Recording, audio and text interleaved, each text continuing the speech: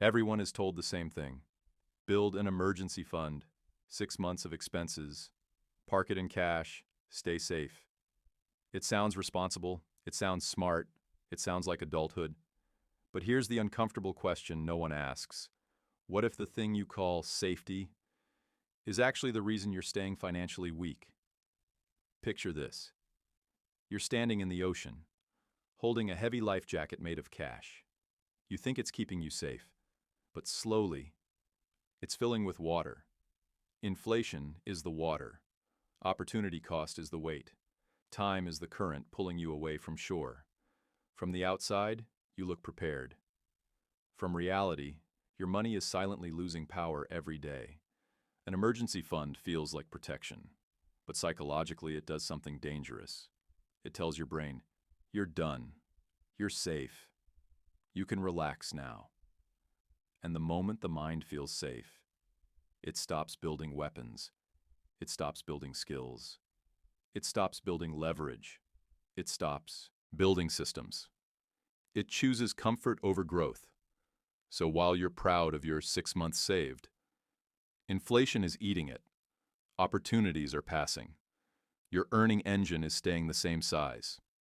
And the worst part? You feel responsible, while slowly falling behind. Your emergency fund is sitting there, doing nothing. No growth, no compounding, no protection against the one enemy that never sleeps, inflation. Every year, prices quietly rise. Food, rent, fuel, education, healthcare. But your cash stays the same number. It's like keeping ice in the sun and pretending it's still solid because the shape looks the same. On paper, you still have 6 months of expenses. In reality, you now have 5, then 4, then 3. This is the hidden tax, not taken by the government, taken by time. And here's the psychological damage it creates. Because your money is locked for safety, you mentally label it as untouchable.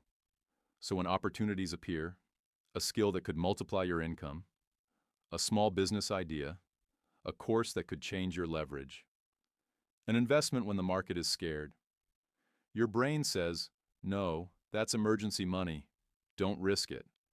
So you protect money and sacrifice opportunity.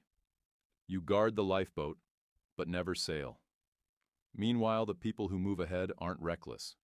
They're just building a different kind of emergency fund, not made of cash, made of high-income skills, multiple income streams, assets that can be liquidated, systems that produce even in crisis. Their safety is not a pile of money. Their safety is their ability to create money. An emergency fund gives you a feeling, a warm, quiet feeling that says, I'm prepared, I'm responsible, I'm safe. But feelings are not the same as reality. Real safety is not how much money you've stored. It's how much money you can create under pressure. Imagine two people. Person A has $10,000 in a savings account. Person B has $1,000, but a skill that can make $300 a day. Who is actually safer when life hits? The one with the bigger number, or the one with the stronger engine? Your emergency fund trains your brain to think in storage mode. Store more, protect more, don't touch, don't move. But wealth is built in flow mode. Money moving, skills growing, systems compounding, opportunities being seized. A stored dollar is like water in a bottle. Useful once, then gone. A skill is like a spring. It keeps producing. A system is like a river. It keeps flowing. When your sense of security comes from a static pile of cash, you subconsciously stop upgrading your income identity. You stop asking, how do I become anti-fragile? How do I make myself recession-proof? How do I build something that pays even when the world shakes? Instead, you ask, how can I protect what I already have? Protection is a defensive game. Wealth is an offensive game. The problem is not having a buffer. The problem is what kind of buffer you build. Most people build a wall of cash. Solid, static, slowly eroding. But the people who grow faster build a spring, not a wall. They don't ask, how many months can I survive without income? They ask, how fast can I replace income if it disappears? So instead of locking all safety into one frozen pile, they spread it into a high-income skill that can be sold immediately, a side system that can be turned on when needed, assets that can be liquidated quickly, networks that open doors in crises, knowledge that creates opportunity when others panic. Their emergency fund is not just money, it's capability. Think of two forms of protection: cash protection, a shield you hide behind; skill protection, a sword you can use. One only blocks, the other lets you fight back. And here's the mindset shift that changes everything. Instead of asking, how do I save 6 months of expenses? Ask, how do I build one skill that can generate 6 months of expenses on demand?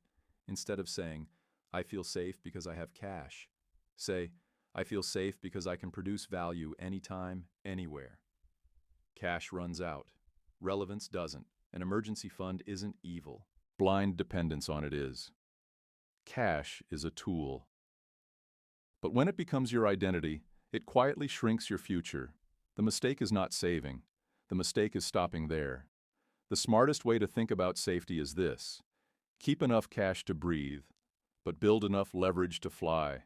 A small, lean buffer that covers true emergencies, and an aggressive focus on income skills that scale, assets that compound, systems that don't depend on your hours, opportunities that grow when others panic. Because when crisis hits, the people who win are not the ones with the biggest savings account. They are the ones with transferable skills, multiple income streams, ownership instead of dependence, the ability to adapt fast. An emergency fund should buy you time, not complacency. Time to learn faster, build faster, invest faster, position yourself where money flows. Otherwise, your safety net becomes a soft prison, comfortable, quiet, and slowly holding you in place, while the world compounds without you. True financial security is not how long you can survive without working. It's how quickly you can create value when the world changes.